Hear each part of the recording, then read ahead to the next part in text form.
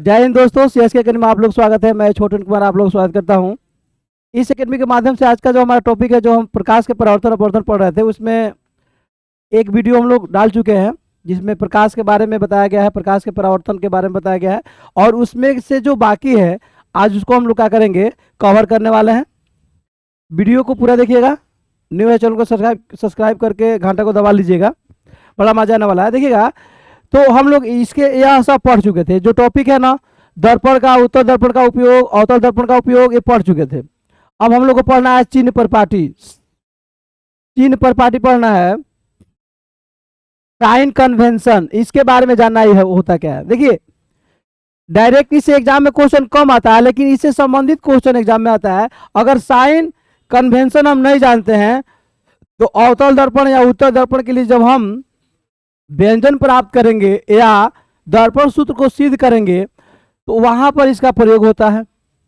तो sign convention होता क्या है, देखिए गोलीय दर्पण में, इसको सिंपल समझिए, क्या लिखा है डोंट नो, इसको छोड़ दीजिए, मैं जो बोला उसको सुनिए। गोलीय दर्पण में प्रतिबिंब कभी आगे कभी पीछे, कभी दर्पण के पीछे, कभी दर्पण के सामने, कभी दर्पण के ऊपर, मतलब मुख अक्ष के ऊपर, कभी मुख अक्ष के नीचे बनता है। उसी को इंडिकेट करने के लिए एक परिपाटी का प्रयोग किया जाता है जिसे हम चिन्ह परिपाटी कहते हैं। उसी को इसमें लिखा गया है। और आजकल इसका नाम क्या हो गया है, प्रचलित जो नाम है उसका हो गया है निर्देशांक चिन्ह परिपाटी, कोऑर्डिनेट साइन कन्वेंशन, आजकल इसका नाम हो गया है। यानी कि चिन्ह परिपाटी का दूसरा जो नाम हो गया कोऑर्डिनेट साइन कन्वेंशन हो गया। तो इसको अब इसके अनुसार होता क्या है, आगे देखिएगा। यह है चिन्ह परिपाटी। इसमें देखिए होता क्या है। पहला है कि उत्तल दर्पण का उपयोग, तो इसमें उत्तल दर्पण नहीं होगा, इसको हम क्या करते हैं, ब्लैक कर देते हैं। इसको हम यूज कैसे करेंगे,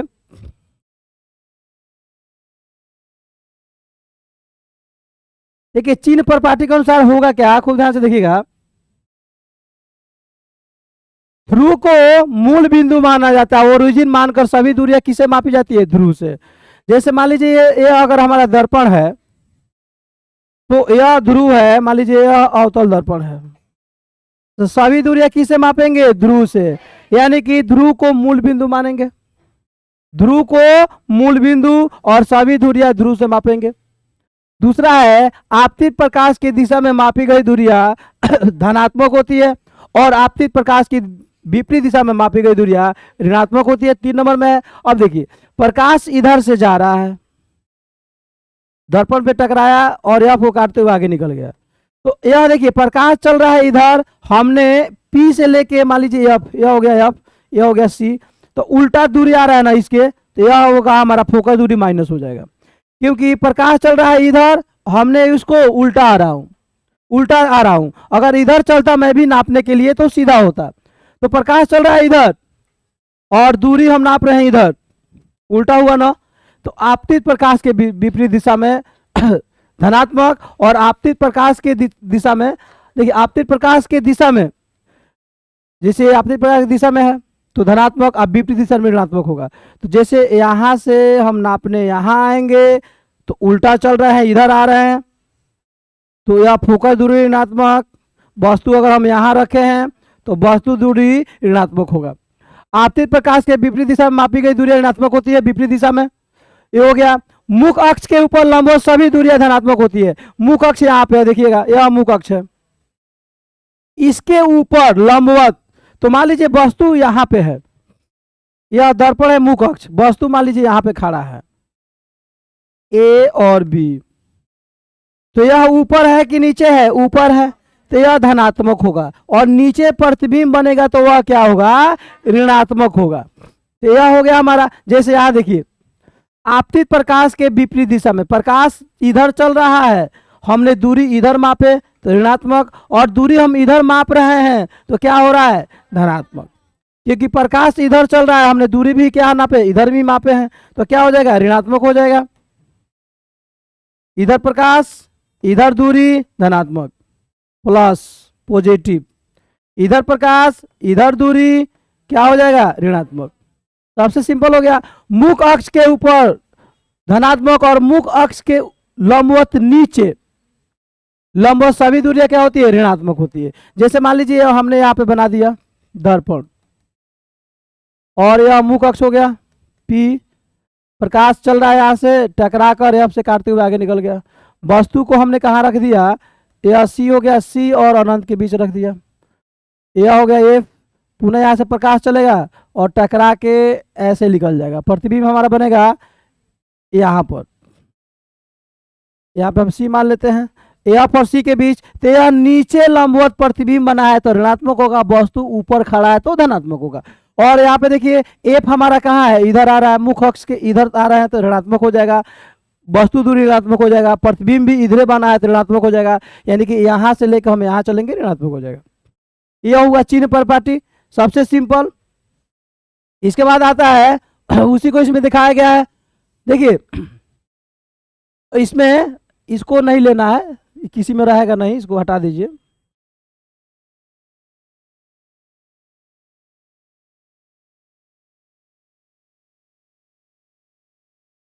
इसको हटा देना, इसको लेना नहीं है हमको। देखिए इसमें करना क्या है, खूब ध्यान से देखिएगा, उसी लॉजिक को इसमें बताया गया है। अवतल दर्पण में वस्तु दूरी माइनस, अब देखिए होता क्या है, वस्तु दूरी माइनस प्रतिबिंब दूरी, प्लस भी होता है माइनस भी होता है, बताएंगे कहाँ पे माइनस होगा, फोकस दूरी माइनस, वक्रता त्रिज्या माइनस। इसको खूब ध्यान समझिएगा, मैं दोनों दर्पण बना के यहाँ पे समझा रहा हूं। यह हो गया हमारा अवतल दर्पण, यह हो गया हमारा मुख्य अक्ष। जब प्रकाश किरण यहां से चलता है, यहाँ पे हम वस्तु रखे हैं, वस्तु को यहां रखते हैं। हमने वस्तु को क्या किया, एफ और पी के बीच रखा, प्रकाश किरण यहां से चला और यहां निकल गया, और एक और प्रकाश किरण क्या हुआ, यहां से चल के ऐसे निकल गया। तो दोनों को क्या करेंगे, यहाँ पे प्रतिबिंब बना कि नहीं बना। जब अवतल दर्पण में वस्तु को ध्रुव और एफ के बीच रखा जाता है तो प्रतिबिंब कहाँ बनता है, ए बी वस्तु है, मान लीजिए एम पे टकराया, प्रतिबिंब कहाँ बनता है, दर्पण के पीछे काल्पनिक बनता है, और काल्पनिक प्रतिबिंब सीधा होता है। अब देखिए प्रकाश चल रहा है इधर और वस्तु भी हम इधर नाप रहे हैं, तो यह प्रतिबिंब है कि नहीं है, यहां से यहां तक प्रतिबिंब दूरी हो जाएगा धनात्मक, वही इसमें दिया हुआ है, एक में धनात्मक और एक में क्या हो जाएगा ऋणात्मक। तो अवतल दर्पण में जब वस्तु को ध्रुव और एफ के बीच रखा जाए तो प्रतिबिंब दर्पण के पीछे वस्तु से बड़ा वास्तविक काल्पनिक सीधा बनता है, और यही धनात्मक होता है, बाकी सभी के सभी क्या होते हैं, ऋणात्मक होते हैं। तो यह हो गया, यानी कि अवतल दर्पण में सभी के सभी ऋणात्मक होंगे, एक प्रतिबिंब दूरी छोड़ के, वो भी कब, जब वस्तु को रखेंगे एफ और पी के बीच, अन्यथा वो भी क्या होगा, ऋणात्मक होगा। एक और उदाहरण समझिए, मैंने यहां पे अवतल दर्पण फिर बनाया, वस्तु को हमने क्या किया, वस्तु को अनंत पे रखा, वस्तु को कहां पे रखा, अनंत पे,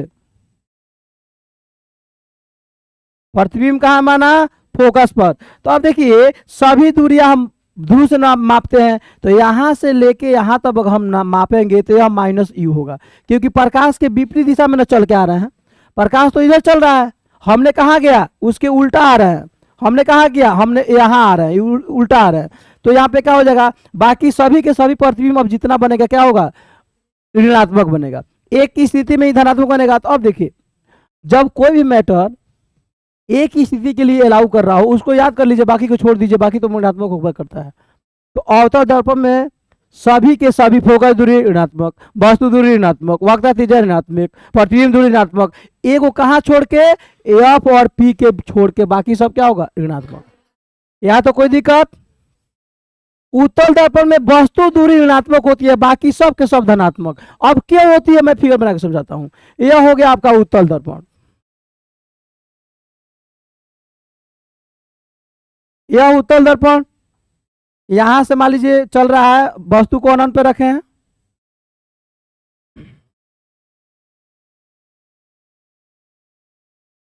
लग रहा है किससे आ रहा है, एफ से, अब देखिए प्रकाश चल रहा है इधर और यह है हमारा पी, वस्तु प्रतिबिंब इधर ना है, तो प्रकाश की दिशा में है कि नहीं है, लेकिन वस्तु हम विपरीत दिशा में रखे हैं ना, वस्तु जो है कहाँ पर रखे हैं, विपरीत दिशा में।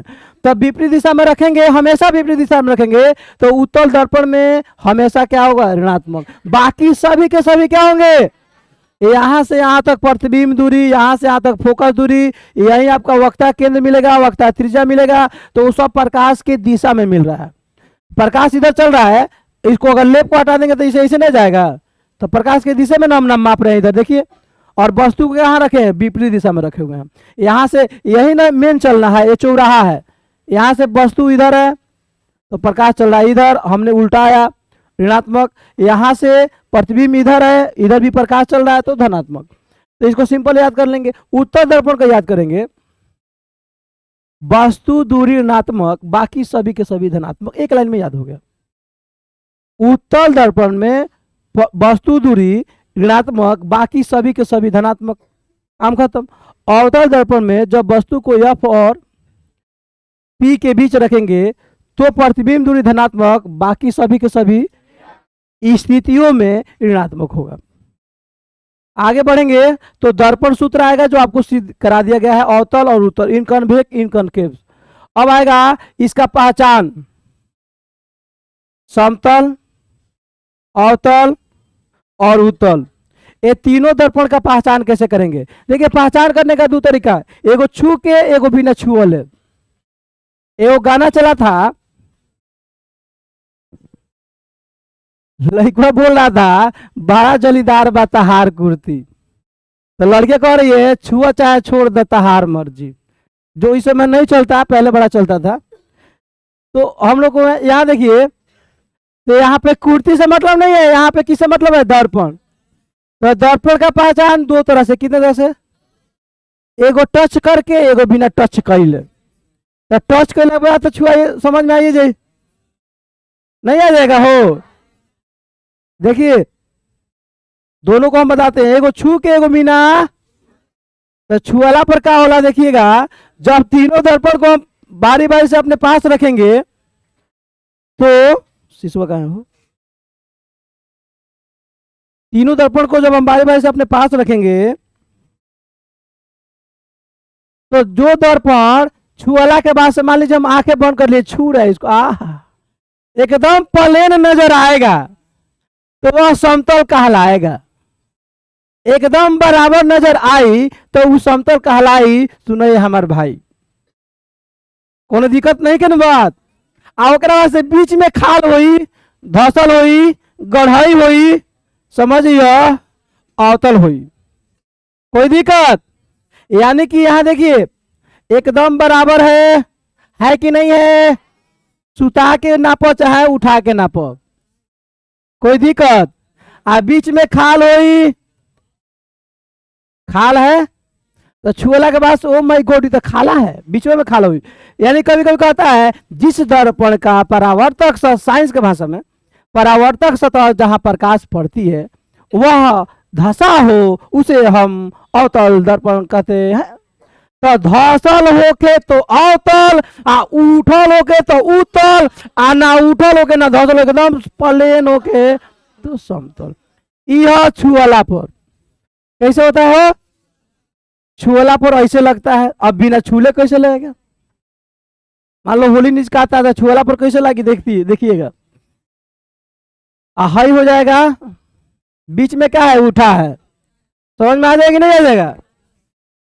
अब देखिए इसी को आंख बंद करके दोनों को पकड़वा दीजिए, बाबू दोनों पकड़ा दोनों हाथ में, तो इसको पकड़ेगा तो समझ जाएगा कौन चीज का रिमोट है, क्योंकि इसमें बॉटम है, बॉटम।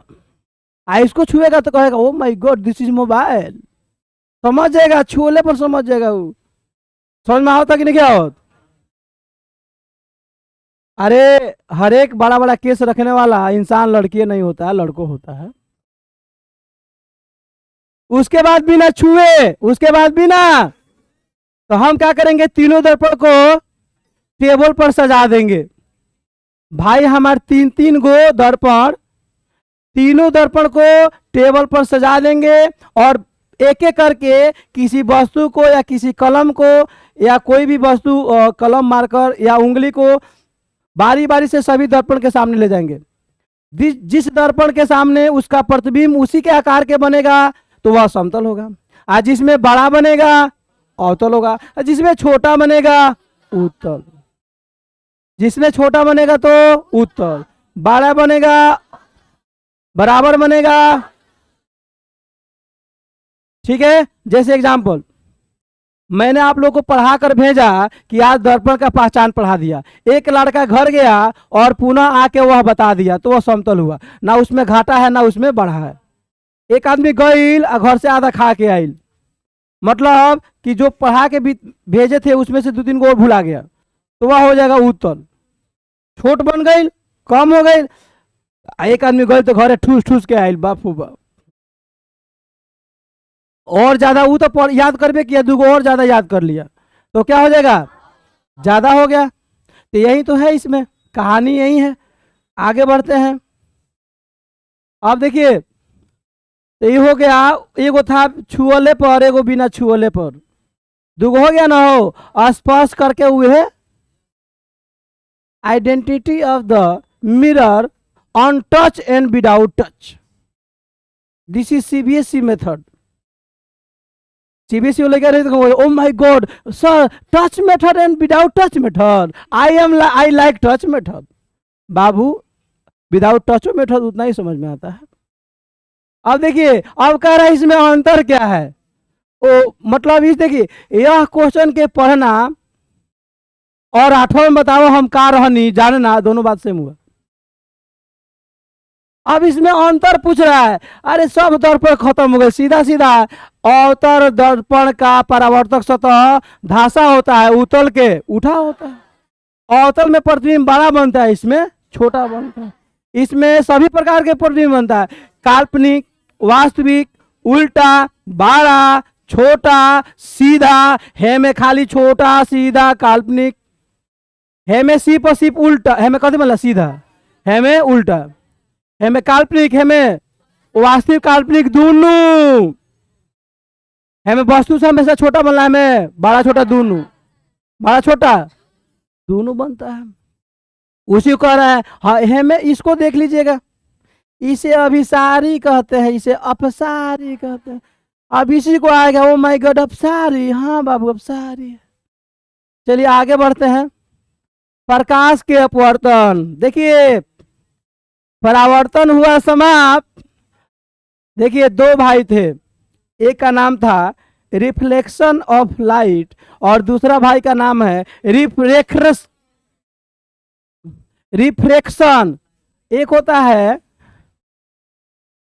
रिफ्लेक्शन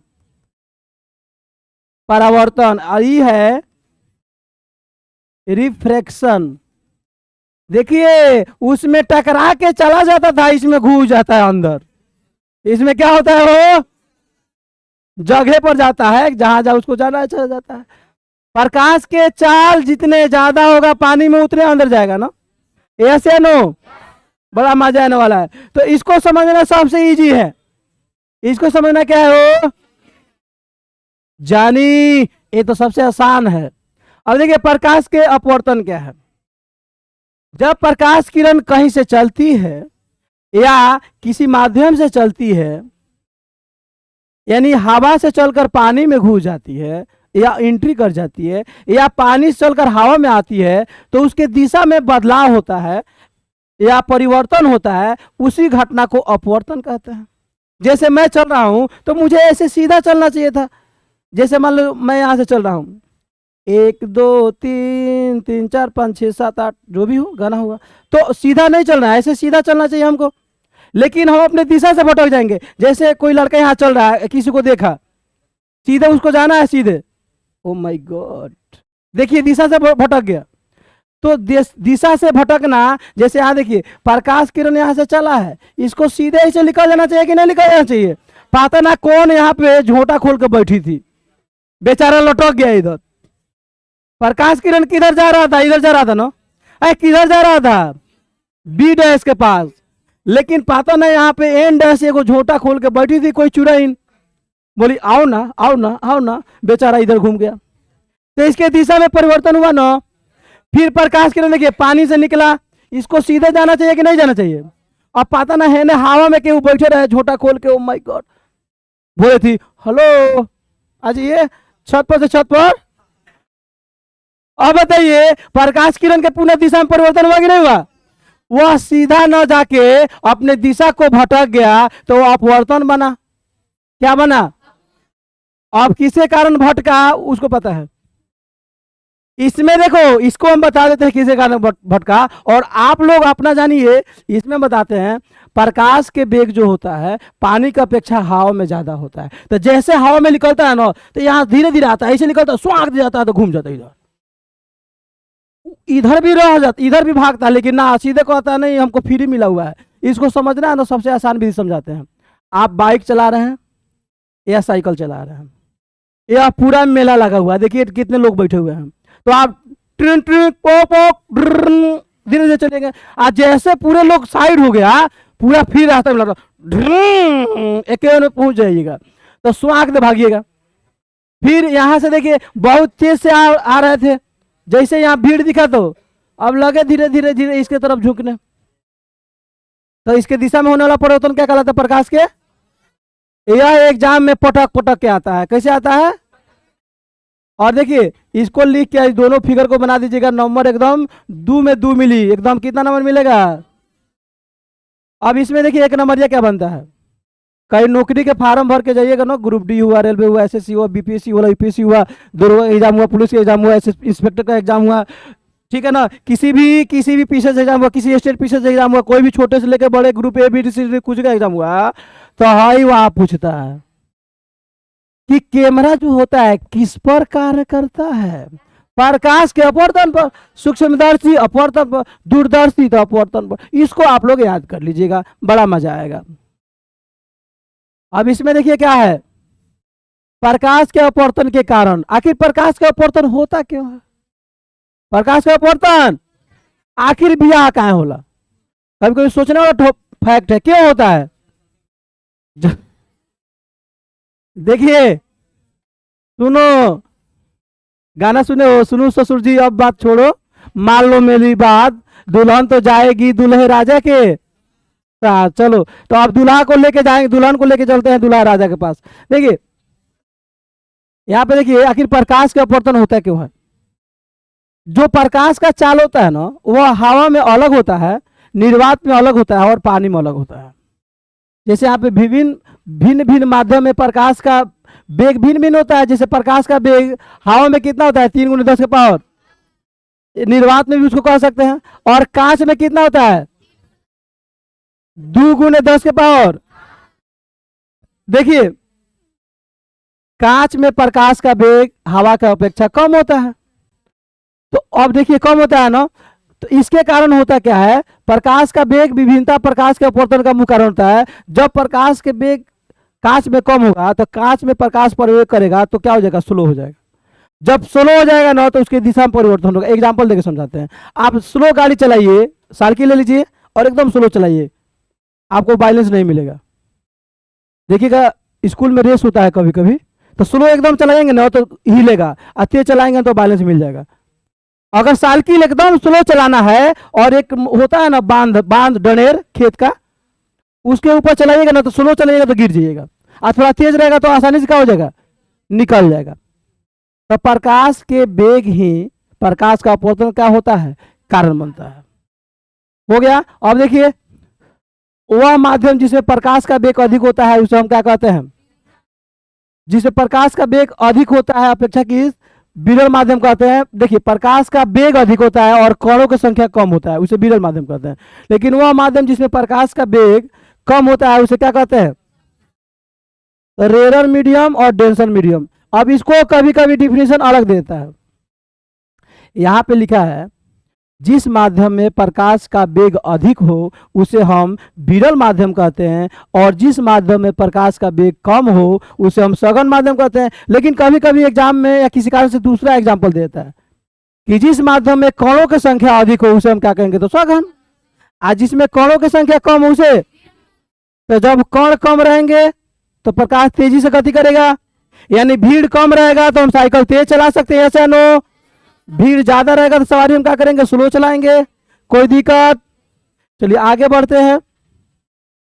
प्रकाश के अपवर्तन के नियम देखिए, प्रकाश के परावर्तन के कितना नियम थे, 2। इसका भी कितना होगा, इसका भी 2 होगा। कितना होगा, एक होगा आपतित किरण, और देखिए अपवर्तित किरण, और आपतन बिंदु पे डाला गया लंब, तीनों एक ही तल में होता है। यह प्रकाश के परावर्तन के दूसरा नियम हुआ, में पहला बन जाता है। कोई दिक्कत? आपतित किरण, अपवर्तित किरण और आपतन बिंदु पे डाला गया लंब, तीनों क्या होता है? देखिए ओ ए आपतित किरण है, ओ बी अपवर्तित किरण है, ओ ए ओ एन आपतन कोण है, बी ओ एन अपवर्तन कोण है, और ओ क्या है, आपतन बिंदु है। यहाँ पे दिया हुआ है, जैसे यहाँ पे देख लीजिए, यह हो गया हमारा, और यह हो गया पानी। तू है पानी पानी पानी पानी पानी, देखो ये हो गया पानी हमारा, यह हो गया अभिलंब। जब प्रकाश किरण हवा से चलता है और पानी में आता है तो अभिलंब की ओर क्या होता है, झुक जाता है। तो यह हो गया आप ओ ए बी एन एंड, तो हाई कोण हो गया आपतन कोण, हाई को हो गया अपवर्तन कोण, यह आई आर। हाई हो गया यहां से लेके यहां तक, यहां से यहां तक हो गया आपतित किरण, और यहां से यहां तक हो गया अपवर्तित किरण। जबकि इसको सीधा ऐसे जाना चाहिए ना, इसकी दिशा में परिवर्तन हुआ कि नहीं हुआ, हुआ। और यह तीनों एक ही तल में है, यह हो गया पहला नियम। तीनों एक ही तल में कौन नियम हो गया, फर्स्ट लॉ, आपतित किरण, अपवर्तित किरण तथा आपतन बिंदु पे डाला गया लंब, तो अभी एक ही तल में। दूसरा नियम जो है, सेकेंड लॉ में क्या है, आपतन कोण, आपतन का दूसरा नियम में आपतन कोण अपवर्तन कोण के बीच संबंध बताता है। इस संबंध की खोज 1661 ईस्वी में स्नेल ने किया था। कौन किया था, 1621 ईस्वी में किसने किया था, स्नेल महोदय ने। इसे स्नेल के नियम भी कहा जाता है, फलस्वरूप स्नेल के नियम भी कहा जाता है। स्नेल के नियमानुसार प्रकाश के किसी विशेष रंग के लिए आपतन कोण की जया साइन, अपवर्तन कोण की जया का क्या होता है, एक अनुपात होता है, जो दो माध्यम के लिए एक नियतांक होता है, स्नेल के नियम कहते हैं। इसको समझाते हैं। देखिए स्नेल के नियम जो है 1621 ईस्वी में स्नेल महोदय ने प्रकाश के अपवर्तन के दूसरे नियम के बारे में खोज की। तो उन्होंने क्या किया, ये दोनों के बारे में, यह क्या है बाबू, पानी, तो यह हो गया अभिलंब। प्रकाश यहां से चला, सीधे ना जाके क्या हो गया, बेंड हो गया, जबकि इसको सीधे जाना चाहिए। तो इसके बारे में स्नेल महोदय ने एक नियम प्रतिपादन दिया, जिसे स्नेल के नियम कहा जाता है। उन्होंने कहा कि साइन आई बाटा साइन, अगर इसमें आई का मान 30 डिग्री, तो आर के मान अगर इसका 45 होगा तो इसका कितना हो जाएगा, 30। घटेगा ना, सीधे जाएगा तब ना बराबर होगा। तो अब यहाँ पे इसका जब मान रखेंगे तो साइन कितना रखेंगे, आई का मान कितना है 45, और साइन आर का मान कितना है, साइन कितना हो जाएगा 30। 45 का मान 1/, कितना होता है, 60 का 30 का मान 1/, ये हो जाएगा 1/√2 गुने ऊपर चला जाएगा, इससे कट जाएगा, कितना आ जाएगा, तो इसका आंसर हो जाएगा √2 अनुपात 1। इन्होंने क्या किया, दोनों के बीच में एक नियतांक निकाल दिए और उसको म्यू से सूचित किए। किसे सूचित किए, म्यू। इसको पढ़ते हैं, यू को ऐसे कर दीजिए, क्या हो जाएगा, म्यू। ठीक है ना, म्यू ये क्या है बाबू, नियतांक है, कांस्टेंट है, क्या है। अगर इसका मान 60 होगा तो इसका कितना होगा, 45। माने ये कमे हुई, बेसी नहीं होगा, क्योंकि अभिलंब की ओर झुक रहा है, तो जितने झुकेगा कोणवा उतने का होगा, कम बनेगा। और इसमें बताइए तो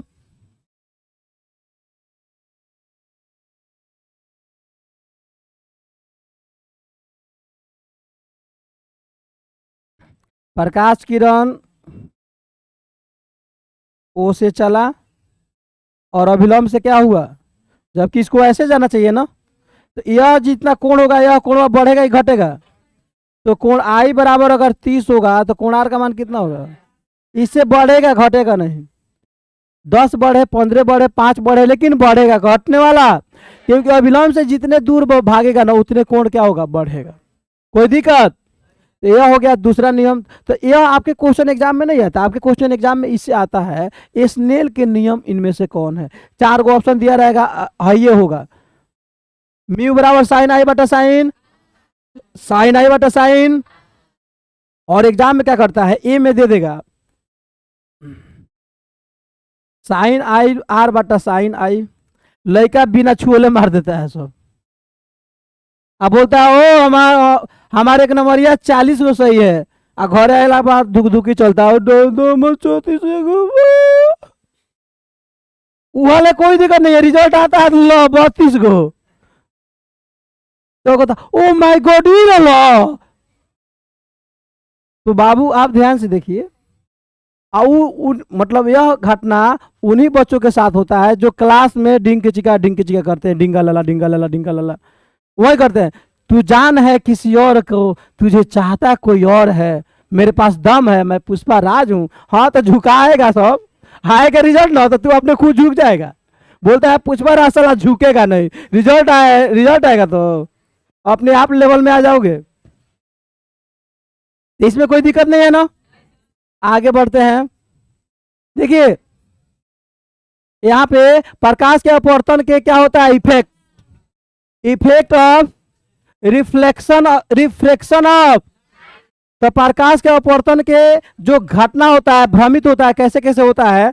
एक होता है पानी में डूबी पेंसिल या छड़ी मुड़ा हुआ, क्या होता है बाबू, आप बाल्टी के पानी लीजिए, पूरे बाल्टी को भर दीजिए और उसमें छड़ी को रखिए, वह हल्का मुड़ा हुआ या उठा हुआ प्रतीत होगा, आगे भी मिलेगा। दूसरा है अक्षरों के ऊपर कांच का स्लेब रखकर देखने पर अक्षर क्या होता है, उठा हुआ प्रतीत होता है। ऐसे क्वेश्चन एग्जाम में आ जाएगा, पूछेगा इसमें यह प्रकाश के परावर्तन में आता है कि अपवर्तन में, किस में आएगा, अपवर्तन में। मछुआरे को मछली मारने में क्या होती है, कठिनाई। अब एक एक फिगर को यहां समझिए, देखिए पानी में पेंसिल रखा हुआ है ना, ये क्या है बाबू, बोतल, सॉरी पानी है, क्या है, पानी जो है टंकी में है, लबालब है। जैसे हम छड़ी को रखे हैं तो जहां से पनिया में छड़िया गया है, छड़ी है ना है, देखो तो यहां से उठा हुआ दिख रहा है कि नहीं, यहां दिख रहा है, छड़ी यह है ना, लेकिन दिख रहा है यहाँ पे। सिक्का भी रखेंगे ना, आप सिक्का बाल्टी में सिक्का रख के देखिए घर पे, हल्का लगेगा ना, लगेगा कि उठल बा, क्या हुआ हो, उठा हुआ प्रतीत होता है। देखिए छड़ी है या पेंसिल या है बाबू, लेकिन यहाँ पे देखिए तो खूब ध्यान से, मैटर को ध्यान से देखिएगा, प्यार मोहब्बत से देखिएगा, मजा आएगा। लेकिन दिखाई कैसे दे रहा है, हाई दिखाई दे रहा है, समझ में आ रहा है कि नहीं आ रहा है। अब देखिए इसका प्रतिबिंब कहां बन रहा है, वो यहां पर,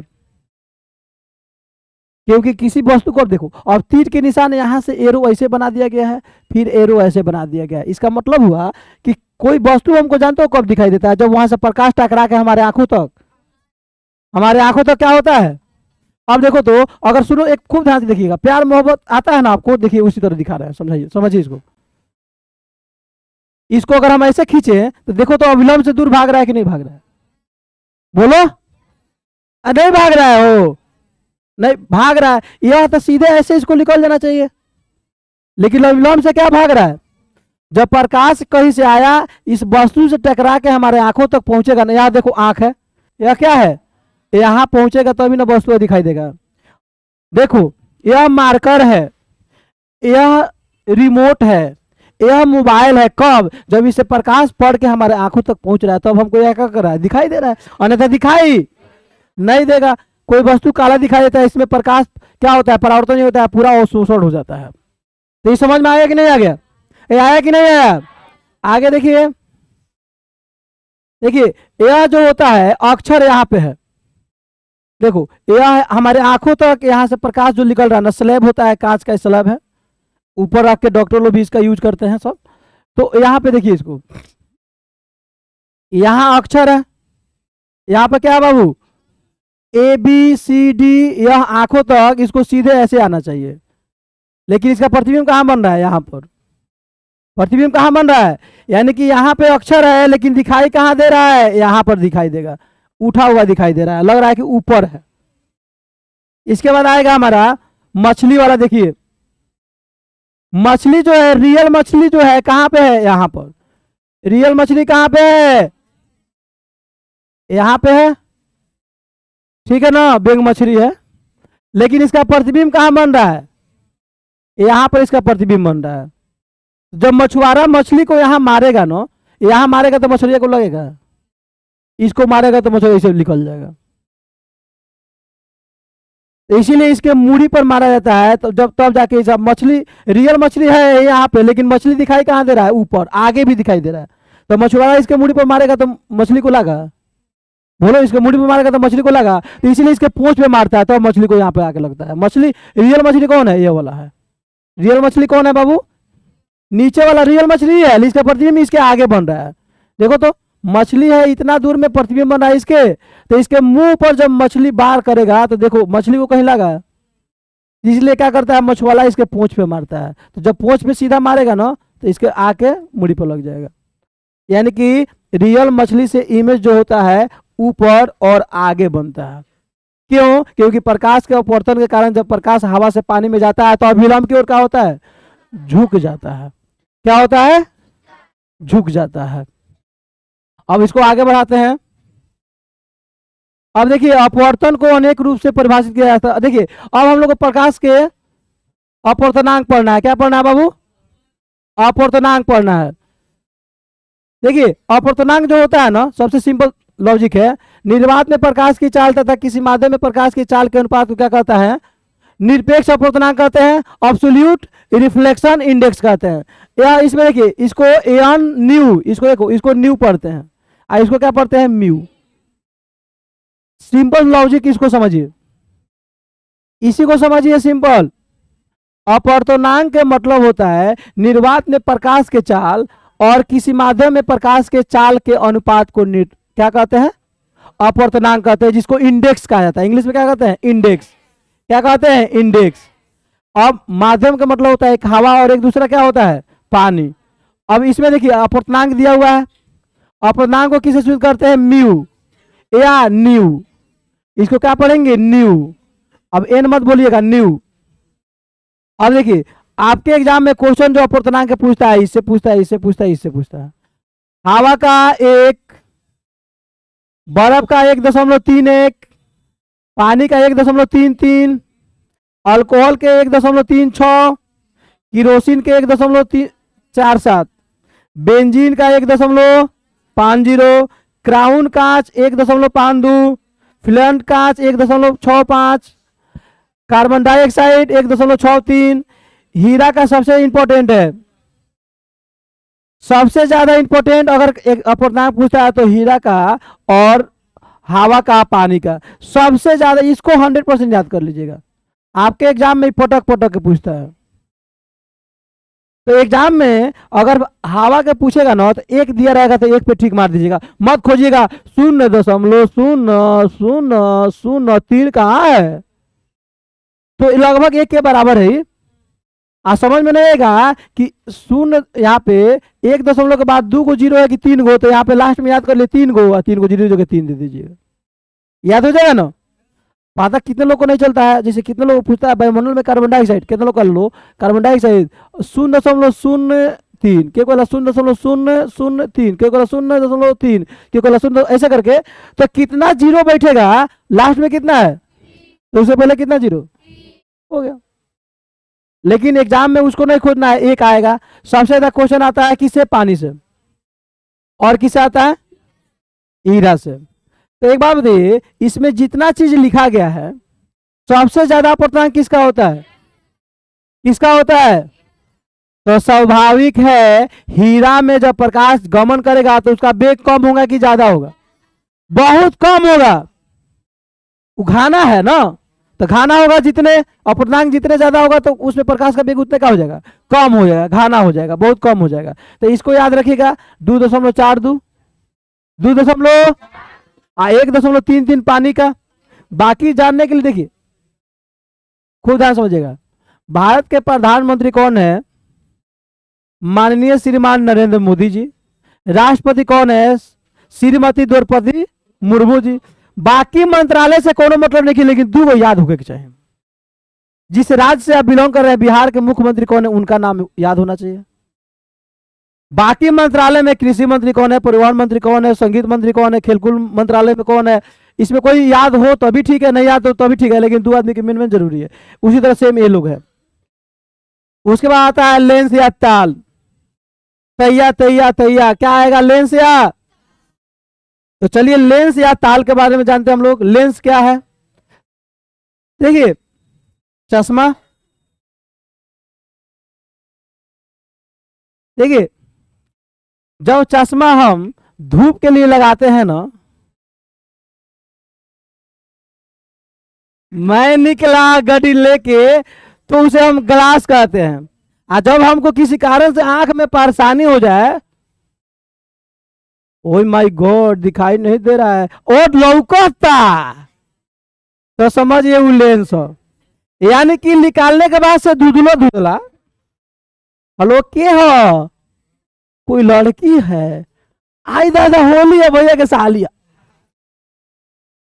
लड़कियों लोग ऐसे शूट कर सकते हैं, तो उसे हम कहते हैं लेंस। क्या कहते हैं, यह आर पार दिखाई देता है। इसे किसे दिखाई देता है, तो ये बताओ, जब आर पार दिखाई नहीं देता तो क्यों देखी, तो पॉइंट के जाए, मान लो हई, मान लीजिए दर्पण लगा लिया तो आर पार दिखाई नहीं दे रहा है, हेडर लगेला के बाद से क्यों में जाकर ठोक देगा, लड़ जाएगा। तो बताओ, जब दूसरे को ठोकेगा तो लोग उसको ठोकेंगे, काम घबरा जाएगा। तो लेंस क्या है, चलिए लेंस लगा के पढ़ाते हैं। देखिए मेरा कमी थोड़ा सा है, मैं मानता हूं, लेकिन तुम्हारा औकात भी मैं जानता हूं। लेंस लगा के देखिए, यह होता है पारदर्शी माध्यम, वह पारदर्शी माध्यम या 2 सतहों से घिरे, हम इधर से भी देख सकते हैं और इधर से भी। तो प्रकाश इधर से भी घुस सकता है, प्रकाश इधर से भी अंदर, इधर से भी जा सकता है, इधर से भी। तो वह 2 सतहों से घिरा वह पारदर्शी माध्यम जिसे प्रकाश आसानी से आर पार हो सके, उसे हम लेंस कहते हैं। हार्ड है, हार्ड है हो, इधर से दिख रहा है, हेने से देखो ना, एक ही गो लोगो, 2 गो 3 गो, हेने से देखो 9 गो 3 गो, कौन दिख रहा है। इसको पहन के देख, चलिए हम पढ़ रहे हैं, पहन के पढ़ रहे हैं, बेलनाकार लेंस, सिलेंड्रिकल लेंस। हम बिना निकाल के पढ़ रहे हैं तो वो सिलेंड्रिकल लेंस। ये थोड़ा कह रहे हैं कि चश्मा लगा के बेलनाकार लेंस और चश्मा निकाल के गोलाकार लेंस, बताएगा बोले हैं। तो सबसे सिंपल लॉजिक है। तो 2 सतहों से, मैंने प्रकाश इधर से भी आ सकता है, प्रकाश 2 सतहों से घिरा। इसमें क्या लिखा है, इसको भुला जाओ, ये उखड़ पड़ो, इसमें कोई मतलब नहीं है, बस अपने दिमाग दो कि 2 सतहों से घिरा पारदर्शी माध्यम जिसे प्रकाश आसानी से आर पार हो सके, उसे हम लेंस कहते हैं। और हिंदी में ताल कहते हैं। ताल से ताल मिला सखी रे, ऐसे गाना था, तो उससे क्या मतलब है, हम लोग को लेंस से मतलब है। तो देखिए अब उसी को इसमें कथा लिखा हुआ है, उसे क्या लिखा हुआ है, अब कंडीशन है ना, बच्चे कहते हैं वो ए सर आप समझाते हैं ना तो मेरे को बहुत अच्छा ही समझ में आता है, लेकिन घर जाते हैं ना तो आधा तो आप ही के पास छोड़ देते हैं, आधा जाते हैं तो रास्ता में कौन लोगती है उसको दे देते हैं, ए हमारे सर दिए ले ले भरभूत है, दूर में अलग हो 5 नंबर पड़ जाये, आ कोनो बुढ़वा को देखते हैं उसको भी दे देते हैं, लड़के बोलती है सर जाते हैं रास्ते में कोनो हैंडसम बेटा आता है उसको दे देते हैं। तो बाबू इतना प्यार से मैं आपको दे रहा हूं, किसी को मत दीजिए। ये जौन भभूत बा एक दोनों में लगावे कोशिश कीजिए, बड़ा मजा आएगा। गाना सुने हो ना, मुझे प्यार से मेरी तरफ ना देखो प्यार हो जाएगी, बाप हो बाप, ऐसा लगता है हेमा मालिनी बोली है। चलिए लेंस हो गया। अब देखिए लेंस के बारे में कहानी। गोलीय सतह से घिरे लेंस को गोलीय लेंस, स्फेरिकल लेंस गोल होके, आप बेलनाकार सतह से घिरे लेंस को बेलनाकार लेंस, सिलेंड्रिकल लेंस। मुक्त गोलीय लेंस मुख्यतः कितने प्रकार होते हैं, उत्तल लेंस और अवतल lens, convex lens and concave lens. कोई दिक्कत, कोई दिक्कत। अब आएगा 1 नंबर में उत्तल लेंस, कॉन्वेक्स लेंस। ऐसा लेंस किनारे के भाग पातरा बीच के भाग मोटा, उसे हम कहते हैं उत्तल लेंस। जैसे फिगर देखिए, फिगर देख के पता चल जाएगा बीच के मोटा, यानी किसी को पेट निकला हो ना तो उसको उत्तल लेंस का उदाहरण समझा सकते हो। सोच रहे हम ही को बोल रहा है, सब गजब है हो, हमारे कहा निकला है हो, हम अपने अंदर है। अरे देखो जिसमें बाबू बाबू होता है ना, उसको आप उदाहरण दे सकते हो आसानी से। समझ में आया कि नहीं है?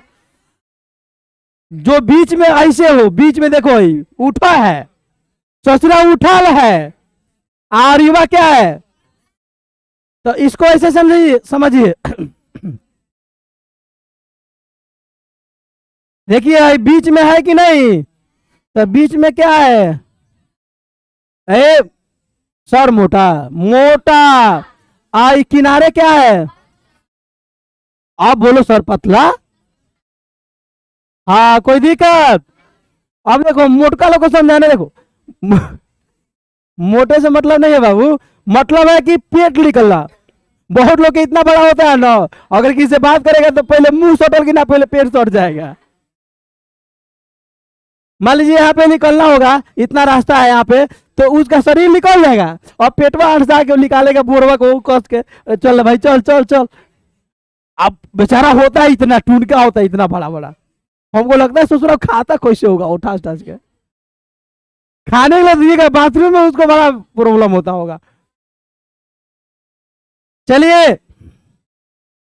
जिस लेंस के दोनों अपर्तक सतह उभरा हो, उभरा मतलब उठा हो, उभरा मतलब दिल नहीं बना रहे हैं, ऐसे बना रहे हैं, गोल नहीं लाग रहे हैं, ठीक है ना। इसको कितने भागों में बांटा गया है? 3 भागों में। चलिए तीनों से दर्शन करते हैं। ये कौन लेंस है? बीच में बा उठल, एक कहल जाला उतल, बीच में बा उठल ओकरे कहल जाला उतल। अब एग्जांपल एग्जांपल एग्जांपल एग्जांपल, ऐसे देखिए ऐसे देखिए, उत्तल दर्पण में हम पढ़े थे बीच में उठा है, तो बीच में 2 गो उठा दो, एगो हेने से एगो हेने से, देखिए तो हो गया कि ना। तो दर्पण में 1 होता था, इसमें कितना हो गया? प्रकाश इधर से भी आ सकता है, और प्रकाश मान लो आप लोग हीरो है, तो हीरोइन इधर से भी आ सकती है और हीरोइन इधर से भी आ सकती है। मान लीजिए आप लोग हीरोइन है, तो हीरो कहां से आ सकता है? कहीं से आ सकता है। इसको कितने भागों में बांटा गया है? उभयोतल बायोकन्वेक्स, जिसके दोनों सतह उठल हो, दोनों सतह। समतलोत्तल प्लेनो कन्वेक्स, एगो होके समतल एगो होके, तो देखो तो समतल है कि नहीं। प्रकाश इधर से जब पड़ेगा तो उठल बा, इधर से पड़ेगा तो प्लेन है। अवतलोत्तल, एक होके अवतल एक होके उत्तल, अगर प्रकाश इधर से पड़ा हो तो धंसा है, और प्रकाश इधर से पड़े तो एक तरफ से उठा हो एक तरफ से धासा हो, उसे कहेंगे अवतलोत्तल। मैंने एगो अवतल होके एगो, यहां तो कोई दिक्कत? देखिए प्रकाश इधर से चलेगा उसके हिसाब से, प्रकाश इधर से भी आया तो वो उठा पाया, इधर से आया तो अभी उठा पाया, प्रकाश इधर चला प्लेन, इधर से आया तो उठल, प्रकाश इधर चला धंसा, इधर से चला तो उठा। Simple logic. उसके बाद आगे बढ़ते हैं।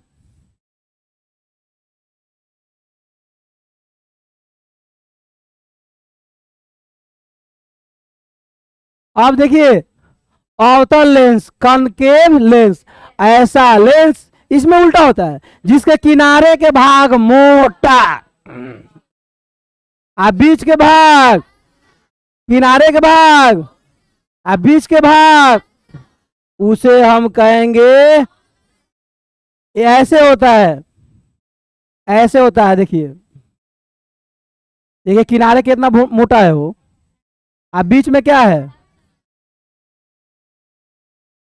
एगो याद कर लीजिए दूसरा अपने आप याद हो जाएगा, एक याद कर लीजिए दूसरा अपने आप। इसको भी 3 भागों में बांटा गया। कितने भागों में बांटा गया है? एक होता है उभयाओतल, उभयाओतल मतलब दोनों ओर से क्या है, धंसा है। तो जिस दर्पण के दोनों सतह अवतल हो उसे हम कहते हैं उभयाओतल, यानी कि बायो कनकेव। बायो मतलब दुगो, कनकेव मतलब क्या होता है, अवतल लेंस। उसका बाद आता है समतला अवतल, इधर से प्रकाश पड़ेगा तो समतल है और इधर से प्रकाश पड़ेगा तो धंसा हुआ है, अवतल है। तो प्लेन है, एगो समतल है, एगो अवतल है, तो इसको कहते हैं समतल होता है प्लेनो कनकेव। इधर से प्रकाश पड़ेगा तो उठा है और इधर से पड़ेगा तो इसको कहते हैं उतला अवतल, माने एगो के उतल एगो के अवतल। कहते किसे कहते हैं, कन्वेक्सो कनकेव। कन्वेक्सो एक तरफ से उठा है और दूसरी तरफ से क्या है, धंसा है। तो प्रकाश जब इधर से आएगा ना तो यह कौन लेंस होगा, अवतल। और प्रकाश इधर से आएगा तो लेंस हो गया दो, दोनों के तीन तीन, दोनों का शादी हुआ था, कितना बच्चे हुए, तीन तीन। तीनों बच्चे के बारे में हम लोग जान गए। अब इसके खानदान के बारे में चलते हैं जानने के लिए। जैसे हम लोग पढ़े थे दर्पण में चिन्ह पर पाटी, दर्पण में पढ़े थे ध्रुव, फोकस दूरी, चिन्ह पर पाटी, वक्ता केंद्र, उसी तरह इसमें पढ़ेंगे। उसमें ध्रुव पढ़े थे, इसमें प्रकाशीय केंद्र पढ़ेंगे। इसमें भी वक्ता त्रिज्या होता है, उसमें भी फोकस दूरी, इसमें भी फोकस दूरी। इसमें वक्ता केंद्र न होके 2f होता है। क्या होता है वो, एफ के दुगुना को 2f कहते हैं। तो पहला लेंस से संबंधित विभिन्न परिभाषा है। पहला क्या है, वक्ता केंद्र, सेंटर ऑफ कर्वेचर। लेंस जिस गोले, खोखले गोले का भाग होता है उसे हम क्या कहते हैं, गोले केंद्र को वक्ता केंद्र कहते हैं। खूब ध्यान से देखिएगा, बोर्ड पे देखिए,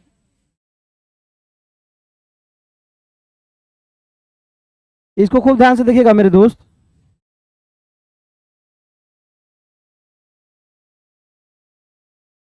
यह अवतल लेंस है कि नहीं, लेकिन हम इसको जब टूटा लाइन से मिला देंगे तो यह देखो तो वृत्त बना कि नहीं, गोला बना ना। तो गोला के कहीं ना कहीं केंद्र होगा कि नहीं होगा, इस वृत्त का केंद्र होगा ना। तो इसी को यहां से लेके यहां तक क्या कहेंगे, वक्ता। यह वक्ता केंद्र तो ये हो जाएगा, त्रिज्या तो इसमें हटा दीजिए अभी इसको। एक यहां होगा और इसको जब हम बढ़ाएंगे ऐसे तो एक कहाँ होगा, यहां होगा। तो यहां से यहां तक एक हो गया।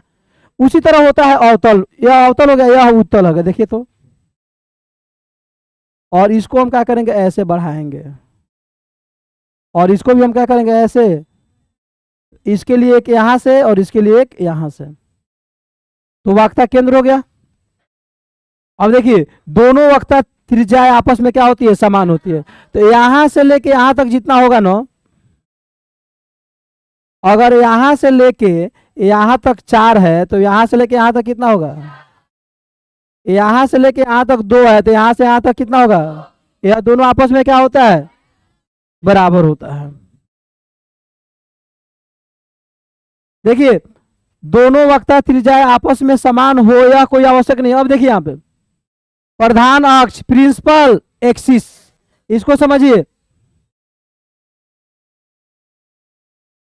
देखो इसमें क्या होता है, यह हो गया हमारा लेंस, खूब ध्यान से देखिएगा। यह हो गया हमारा लेंस, यह हो गया प्रकाशीय केंद्र, और यहां से हो गया O और यह हो गया हमारा R1, इधर हो गया R2। इसी को हम क्या करेंगे, घुमा देंगे तो क्या हो जाएगा, वृत्त इधर बन जाएगा और उधर भी ये क्या हो जाएगा, वृत्त बन जाएगा। तो प्रिंसिपल लेंस के प्रधान अक्ष के समानांतर आ रही प्रकाश किरण, यहाँ पे क्या है, यहाँ पे लेंस के वक्ता केंद्र को मिलाने वाले रेखा को क्या कहते हैं, तो वक्ता केंद्र यहाँ पे है। यहां से लेके यहां तक हम क्या कहेंगे, प्रधान अक्ष कहते हैं या मुख्य अक्ष इसी कहते हैं। लेंस के प्रकाशीय केंद्र और वक्ता केंद्र के मिलाने वाले रेखा को क्या कहते हैं, प्रधान अक्ष। यह हो जाएगा हमारा प्रधान अक्ष, यह हमारा हो जाएगा, फिर इधर भी हो जाएगा हमारा प्रधान अक्ष। अब उसके बाद आएगा फोकस।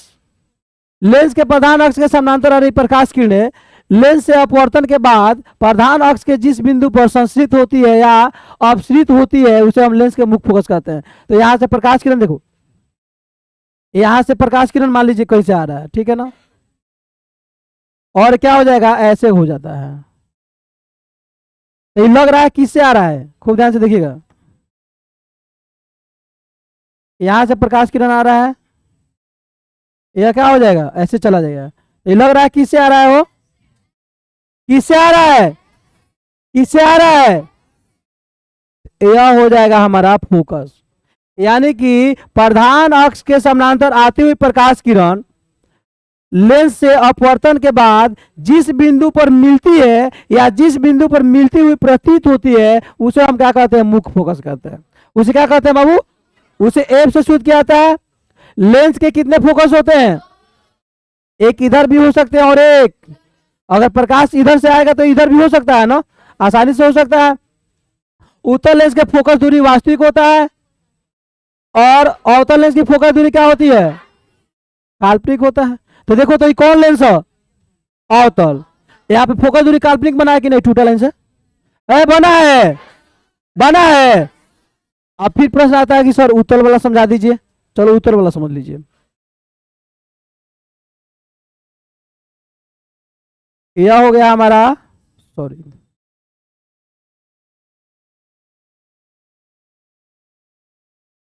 यह हो गया हमारा कौन लेंस?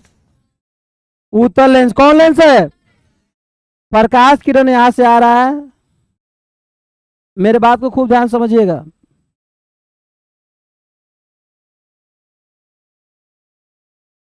यहां पे लिखा गया है उत्तल लेंस का फोकस दूरी वास्तविक होता है। ये कहां जाके मिला है? यह पर टूटा लेंस से मिला है, किससे मिला है? तो वास्तविक है, काल्पनिक है? और फिर हमने लिखा है अवतल लेंस का फोकस दूरी काल्पनिक होता है। तो देखो तो ये काल्पनिक है ना, है। प्रकाश लग रहा है यहां से जा रहा है, प्रकाश यहाँ गया टकरा के वो इधर चला गया ना, लेकिन लग रहा है किससे आ रहा है? अब से प्रकाश यहाँ से टकरा किधर चला गया, लग रहा है किससे आ रहा है? ई हो गया काल्पनिक, ई हो गया। दोनों समझ में आ गया आसानी से? चलिए आगे बढ़ते हैं। अब इसमें आएगा प्रकाशीय केंद्र। तो जिससे प्रकाश होके गुजरता है उसे हम प्रकाशीय केंद्र कहते हैं। लेंस का वह सतह जिससे प्रकाश क्या होता है?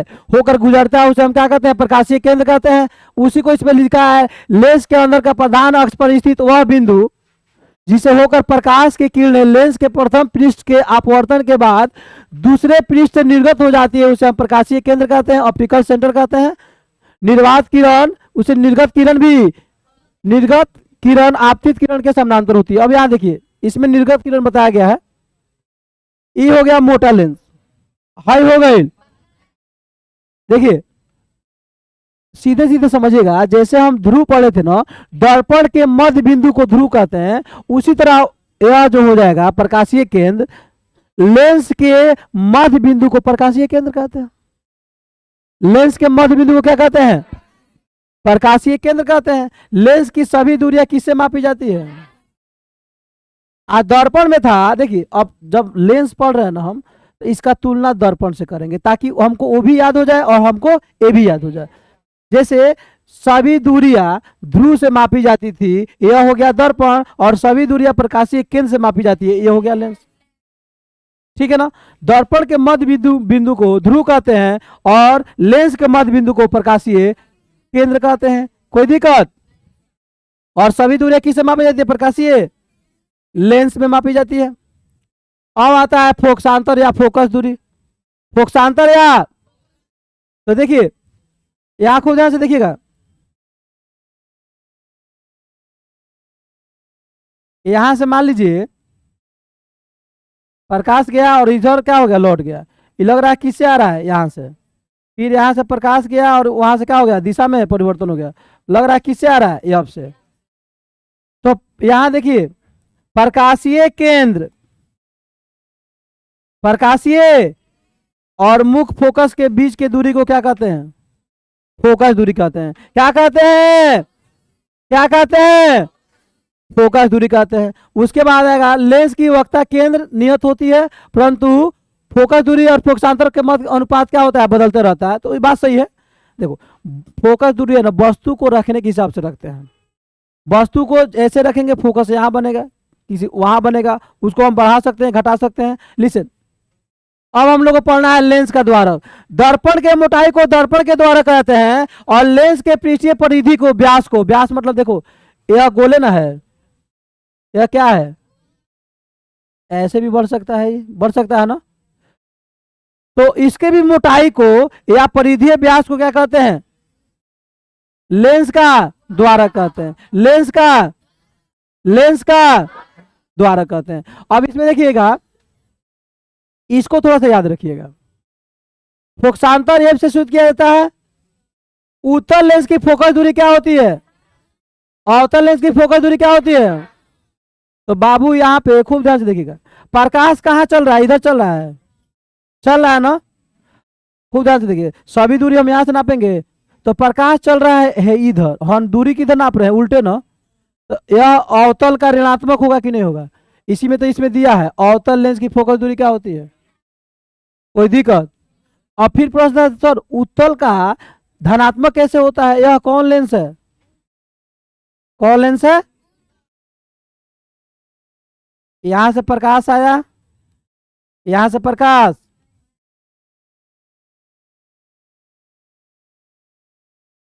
तो यह प्रकाशीय केंद्र ओ हो गया, यह क्या हो गया? एफ। तो प्रकाश इधर चल रहा है ना, और दूरियां हम क्या करेंगे? इधर ना मापेंगे। तो ध्यान से देखिएगा, दूरी हम इसके तरफ माप रहे हैं कि नहीं? ये प्रकाश के दिशा में है कि नहीं है? इसीलिए उत्तल लेंस का फोकस दूरी धनात्मक और अवतल लेंस के फोकस दूरी क्या होगा? ऋणात्मक। एकदम परमार के साथ मिल गया। उसके बाद आगे बढ़ते हैं। ये मछुआरे वाला तो बता दिया गया है। अब देखिए लेंस के द्वारक एपरेचर, इसको भी बता दिया गया मोटा। अब देखिए उत्तल लेंस में प्रतिबिंब के बनने के लिए क्या क्या नियम है। देखिए अब हम पढ़ेंगे उत्तल लेंस में प्रतिबिंब कैसे बनता है। जैसे दर्पण में पढ़े थे, तो दर्पण में दो दर्पण पढ़े थे, एक पढ़े थे अवतल और दूसरा पढ़े थे। तो अवतल लेंस में प्रतिबिंब 6 को पढ़े थे। पहला, वस्तु को ध्रुव और यफ के बीच रखा जाए। दूसरा, वस्तु को यफ पर रखा जाए। तीसरा, वस्तु को सी और यफ के बीच रखा जाए। चौथा, वस्तु को सी पे रखा जाए। पांचवा, वस्तु को सी और अनंत के बीच रखा जाए। छठा, वस्तु को अनंत पर रखा जाए। ठीक है, उसी को अब इसमें पढ़े थे 6 को। तो यह दर्पण था, कौन था? इसमें पढ़े थे 2 को। लेकिन लेंस में उल्टा होता है। लेंस में पढ़ेंगे इसमें 6 को, इसमें सीधे लेंसों में सीधे उल्टा है, थोड़ा सा उल्टा है। अब देखिए पहला केस में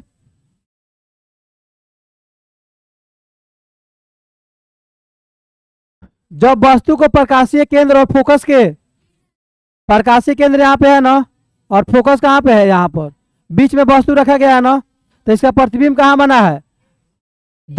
वस्तु के पीछे अनंत है, इधर बना है।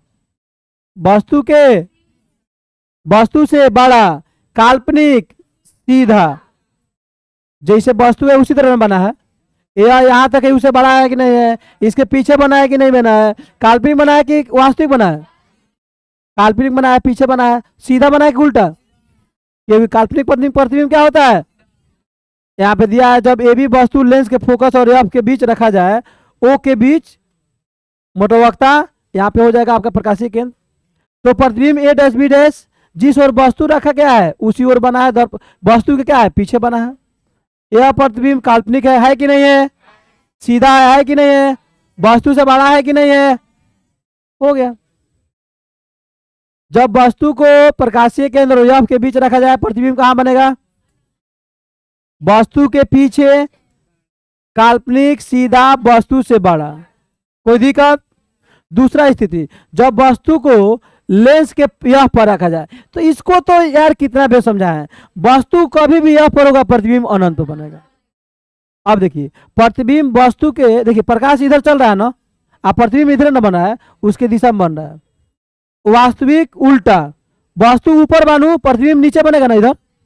वास्तविक उल्टा, अब अनंत बनेगा तो वस्तु से बड़ा बनेगा। क्या बनेगा? तो वही तो यहाँ पे दिया है, यह प्रतिबिंब वास्तविक उल्टा वस्तु से बहुत बड़ा। कहां पर? कहां पर? अनंत पर बनेगा। केस नंबर 3, जब वस्तु को 2f पर रखा जाए, 2f और f के बीच। देखिए हम लोग दर्पण में पढ़े थे एफ और सी के बीच, एफ और इसमें पढ़ना है एफ और 2f के बीच। यह हो गया हमारा एफ, यह हो गया 2f। बीच में वस्तु है। अब देखो प्रतिबिंब जो है, वस्तु ऊपर है ना, प्रतिबिंब कहाँ बना है, नीचे। यह प्रतिबिंब वास्तविक उल्टा इधर अनंत है कि नहीं है, अनंत और किसके बीच बना है, 2f के बीच, वस्तु से बड़ा। देखो वस्तु इससे छोटा है, बड़ा बन रहा है कि दिख रहा है कि नहीं दिख रहा है, तो उसी को यहाँ पे दिया है 2f के परे। 2f के परे मैंने 2f से दूर, परे मैंने क्या होता है, ए परे हट मतलब दूर हट, वास्तविक उल्टा वस्तु से बड़ा। अब जब वस्तु को लेंस में किस पे रखा जाए, 2f, तो 2f पर जब हम रखे हैं, प्रतिबिंब कहाँ बने है बाबू, 2f पर। जैसे दर्पण में पढ़े थे वस्तु को वक्ता केंद्र पर रखे थे, तो प्रतिबिंब कहाँ बना था, वक्ता। तो इसमें भी हम कहाँ रखे हैं, 2f पर, तो कहाँ बनेगा, इसका मुंह ऊपर है, इसका मुंह, इसका प्रतिबिंब कैसे, वास्तविक उल्टा वस्तु के बराबर, वास्तविक उल्टा वस्तु के बराबर 2f पे बनेगा। तो उसी को यहाँ पे दिया हुआ है, 2f पर प्रतिबिंब बनता है, यह प्रतिबिंब 2f पर वास्तविक उल्टा वस्तु के आकार का। 5 में जब वस्तु को अनंत और 2f के बीच रखा जाए, यह 2f है ना, इधर कहीं क्या है, अनंत है, तो इसमें बीच रखा है, तो प्रतिबिंब क्या है, f और 2f के बीच बना है, वस्तु से क्या बना है, छोटा बना है, और क्या बना है, उल्टा। सीधे बोलिएगा, उल्टा जब होगा ना तो वास्तविक होगा, उल्टा होगा तो, यानी कि जितने भी हम वस्तु को दूर लेके जा रहे हैं, प्रतिबिंब उतने छोट होते जा रहा है। हो रहा है कि नहीं हो रहा है। इसमें देखिए, इसमें वस्तु को हम यहाँ रखे हैं, प्रतिबिंब बड़ा था, यहाँ रखे हैं तो बराबर हो गया, और उतने दूर लेके जा रहे हैं, वस्तु बड़ा छोटा होते जा रहा है ना। उसके बाद आगे, उसके बाद यह हो गया हमारा लेंस वाला, लेंस वाला काम हो गया। प्रतिबिंब अब हम लोग पढ़ेंगे अवतल लेंस में वस्तु को कहाँ रखेंगे तो प्रतिबिंब कहाँ बनेगा।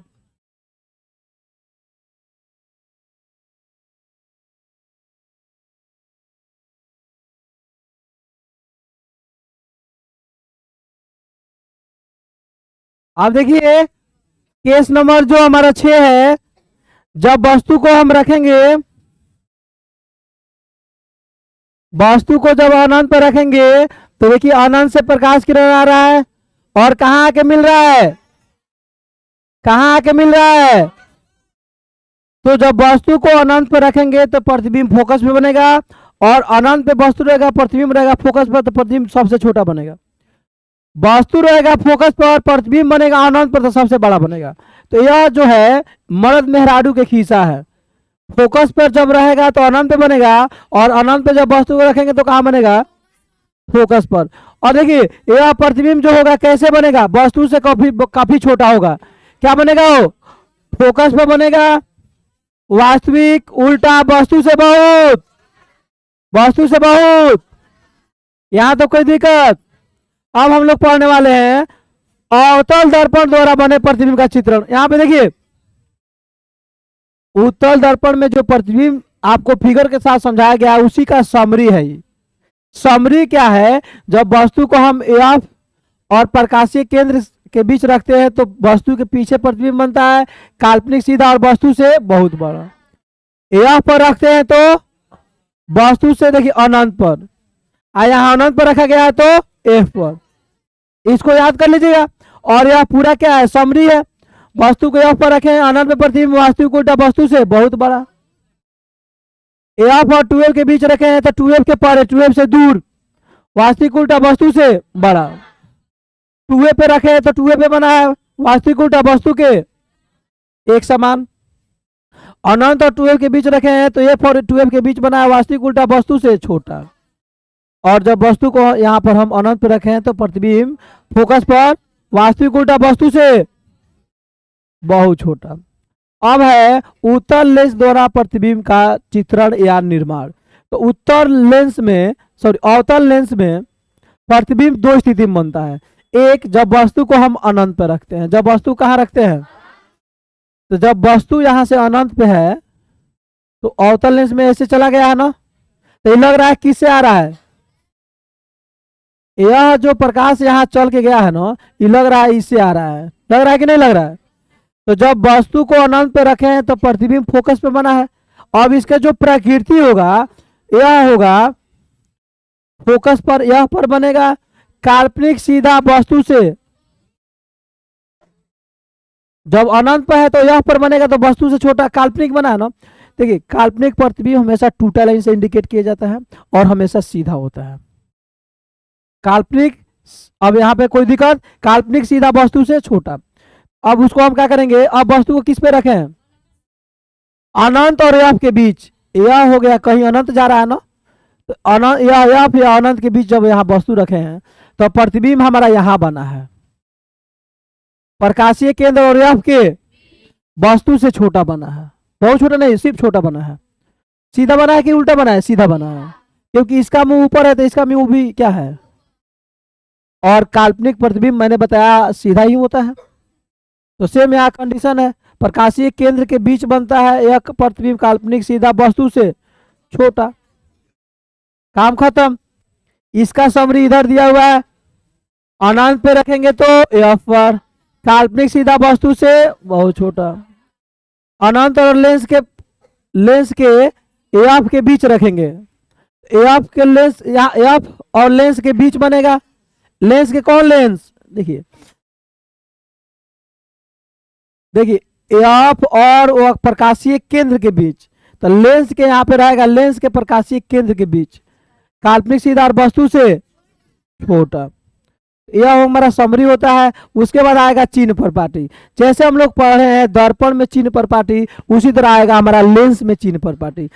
दर्पण में था सभी दूरियां ध्रुव से मापी जाती है, इसमें है सभी दूरियां प्रकाशीय केंद्र से मापी जाती है।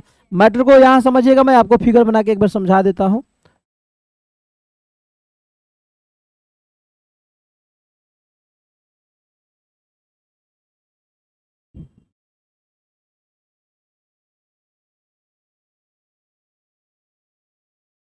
देखिए सभी दूरियां प्रकाशीय, यह हो गया प्रकाशीय केंद्र। आपतित प्रकाश की दिशा में मापी गई दूरियां धनात्मक और आपतित प्रकाश की दिशा में मापी गई दूरियां ऋणात्मक होती है, ठीक है ना। विपरीत दिशा में ऋणात्मक होती है। मुख अक्ष के ऊपर लंबो सभी दूरियां धनात्मक और मुख अक्ष के नीचे लंबो सभी दूरियां ऋणात्मक होती है। यहाँ तो कोई दिक्कत, ये भी हम किस में पढ़े थे, दर्पण में पढ़े थे। लेंस में सेम है, बस ध्रुव बदल गया है। उसके बाद उत्तल लेंस और अवतल लेंस में वस्तु दूरी हमेशा क्या होती है, वस्तु दूरी हमेशा उत्तल लेंस के फोकस दूरी धनात्मक और अवतल लेंस की फोकस दूरी क्या होती है। आपको फिगर बना समझाया, देखिए पहले फिर फिगर बना के समझाते हैं। इधर एक बार समझ में आ जाएगा, थोड़ा सा मेहनत लगेगा, मियाज हरियर हो जाएगा, गदगद हो जाएगा, चानी काटिएगा मच्छरदानी लगाकर। देखिए यह प्रकाश है, कौन लेंस है, यहां से लग रहा है किससे आ रहा है, यह लग रहा है किससे आ रहा है, तो यह विपरीत है कि नहीं। प्रकाश इधर चल रहा है, हम दूरी उल्टा मापे है ना, कस के बोलो, ये ऋणात्मक हो जाएगा। और उत्तल लेंस की फोकस दूरी क्या होती है, धनात्मक होती है। आप फिर प्रश्न, सर क्यों धनात्मक होती है, आपको जो पढ़ाए थे तो उसमें बताए थे, इसमें प्रकाश ऐसे आके ऐसे निहुर जाता था, यह हो जाता था यह। तो देखो तो प्रकाश की दिशा में बाकी ना, प्रकाश इधर चल रहा है और इधरे ना है ही, तो प्रकाश की दिशा में इसलिए धनात्मक हो गया। उसके बाद अवतल लेंस में प्रतिबिंब दूरी ऋणात्मक, उत्तल लेंस में काल्पनिक प्रतिबिंब की स्थिति में ऋणात्मक होगा और वास्तविक प्रतिबिंब की स्थिति में क्या होगा। सबसे इजी तो टॉपिक है, ये हो गया हमारा। लेंस के बाईं ओर मापी गई सभी दूरियां क्या होती है, बाएं माने इधर, क्योंकि प्रकाश इधर से चल रहा है, हम इधर मापेंगे ऋणात्मक होगा। उसके बाद दाईं ओर मापी गई सभी दूरियां क्या होती है, धनात्मक होती है। पंखा चलाओ, चलिए आगे बढ़ाते हैं इसको। अब आएगा लेंस फार्मूला। तो लेंस फार्मूला को हम लोग सिद्ध करने वाले हैं। तो 1/f इसको सिद्ध कर दिया गया बराबर 1/v माइनस 1/, जैसे दर्पण सूत्र को सिद्ध किया गया उसी तरह लेंस फार्मूला को सिद्ध किया गया है। उसको अलग वीडियो मिल जाएगा, आप जाके देख लीजिएगा, अवतल उत्तल दोनों के लिए। उसके बाद आएगा आवर्धन। देखिए आवर्धन क्या होता है, सबसे इजी टॉपिक है, 2 लाइन का ये है। आवर्धन में होता है मैग्निफिकेशन, प्रतिबिंब की ऊंचाई और वस्तु की ऊंचाई के अनुपात को आवर्धन कहते हैं। आप जिस एग्जांपल देके समझाते हैं, प्रतिबिंब की ऊंचाई और वस्तु के ऊंचाई के अनुपात को, इसको समझिए, यहां पे मैं फिगर बना के समझाता हूं।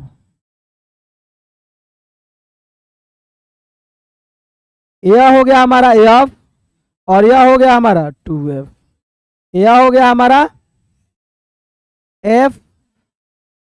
देखिए वस्तु को हम कहां रखेंगे, 2f पर।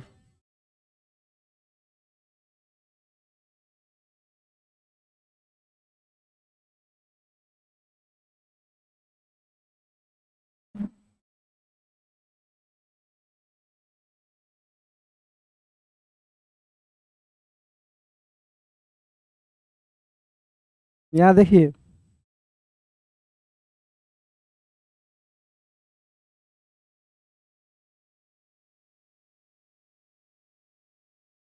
यहाँ पे हम कर देते हैं इसको एफ और 2f। खूब ध्यान से देखिएगा आवर्धन का,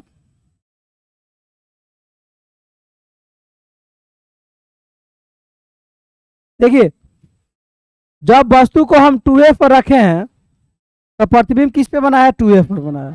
खूब ध्यान से देखिएगा कहाँ बना है, तो वस्तु के ऊंचाई और प्रतिबिंब की ऊंचाई, सॉरी प्रतिबिंब की ऊंचाई ऊपर और बिंब, बिंब मतलब होता है वस्तु, यानी कि यह अगर 10 है तो यह कितना, उसे मतलब नहीं है। प्रतिबिंब की ऊंचाई और वस्तु के ऊंचाई के अनुपात को आवर्धन कहते हैं।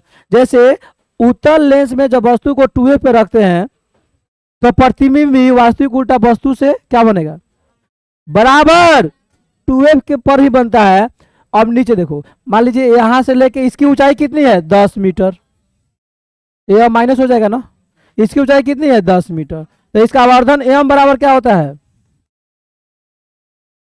बी बटा, तो माइनस हो जाएगा, कटेगा तो कितना हो जाएगा, माइनस।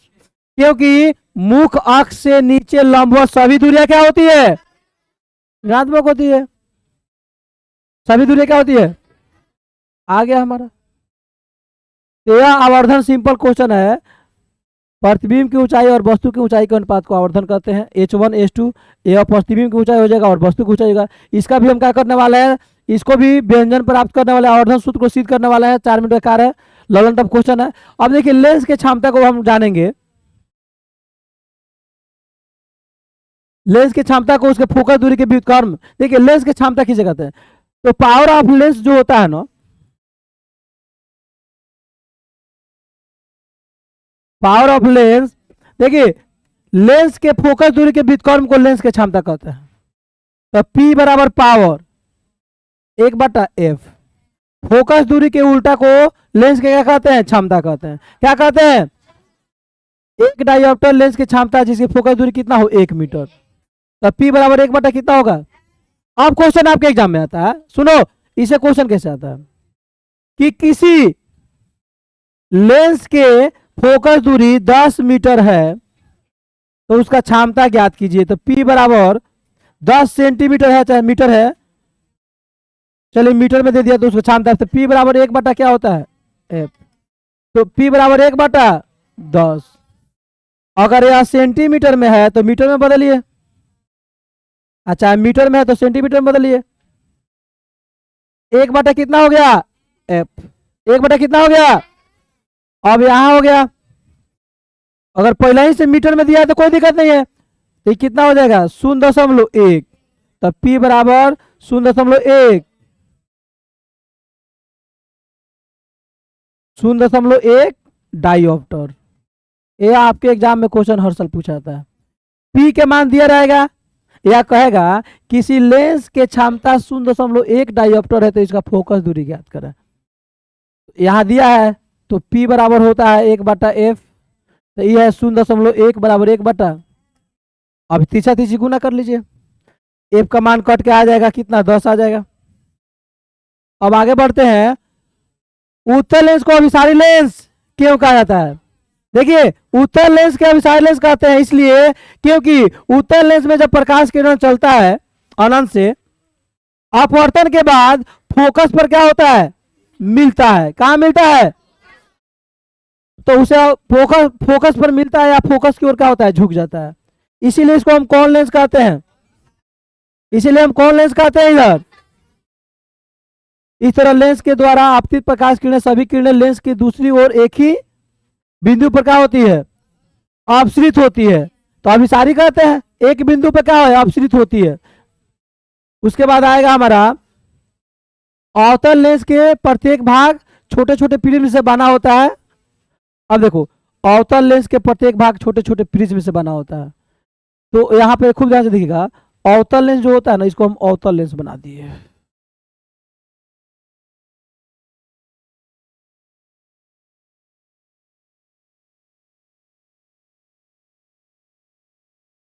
इसमें क्या होता है, इसका प्रत्येक भाग देखिए, इसको हम यहां से काट के इतना निकाल सकते हैं ना, निकाल सकते हैं कि नहीं निकाल सकते हैं?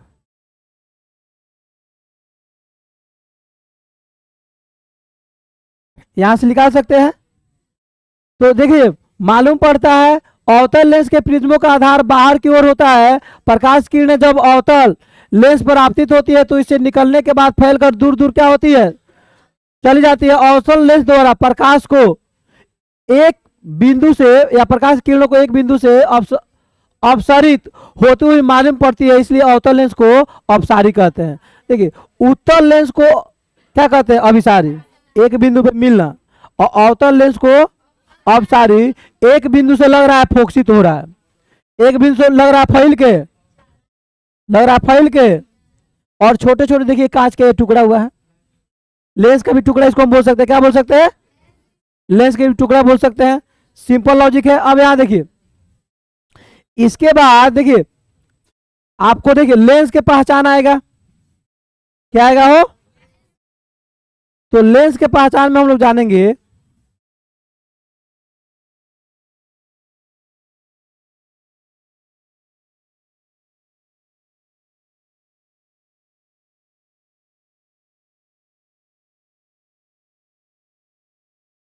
देखिए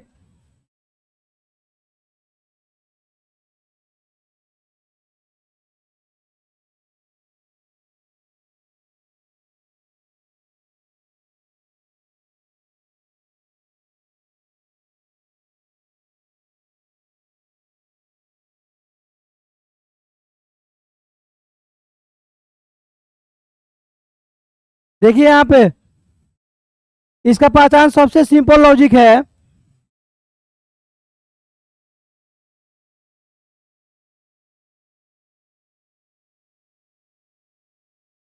देखिए अवतल लेंस की बीच का भाग जो होता है मोटा होता है, उत्तल लेंस के बीच के भाग क्या होता है, अवतल लेंस के पतला, उत्तल लेंस के मोटा।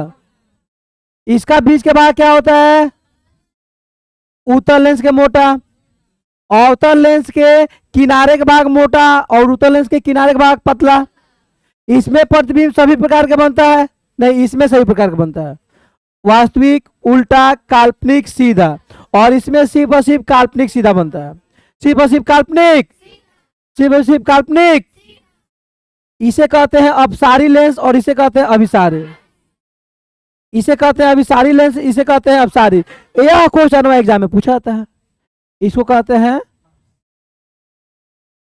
अभिसारी और इसको कहते हैं,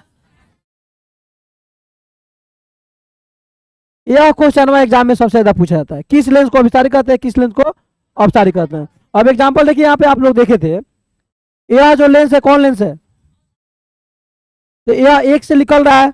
अब इसको देखिए, इसमें अवतल अवतल हो गया या उत्तल हो गया। इसको एक और यहां देख लीजिए,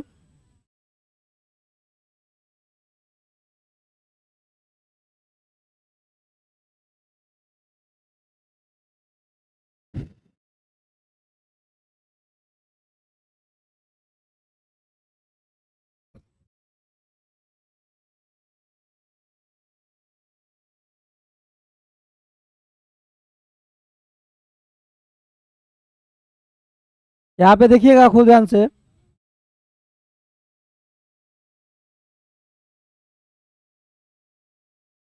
प्रकाश के अपवर्तन के बाद लेंस आया था।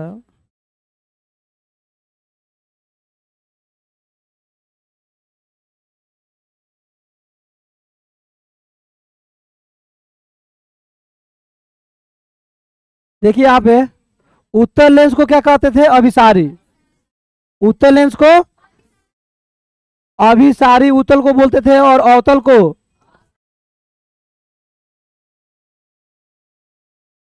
तो उत्तर लेंस को अभिसारी बोलते थे। इसको क्या बोलते थे?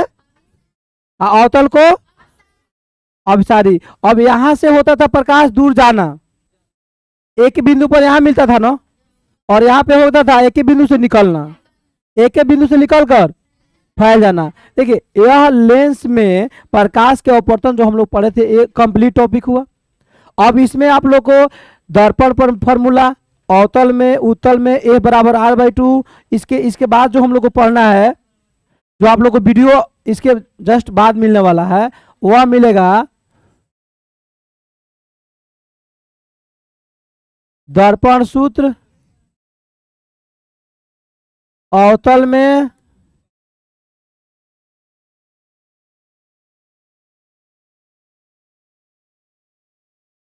उत्तल। तो अवतल में दर्पण सूत्र 1/F 1/V एव, इसमें भी सेम होता है। उसके बाद आता है F और R में संबंध, F बराबर या R बराबर, तो दू को इसको सिद्ध करना है, दू को इसको सिद्ध करना है, अवतल में भी सिद्ध करना है, उत्तल में भी सिद्ध करना है। उसके बाद लेंस आएगा, लेंस अवतल में लेंस सूत्र, जिसको हम 1/F बराबर 1/V माइनस 1/, और उत्तल में भी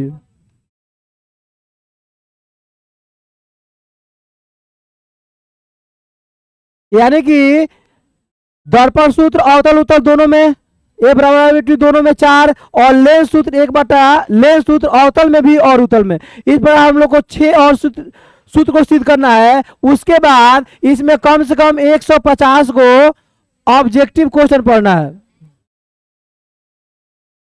जो सबसे ज्यादा क्या होगा? VVI, very very important.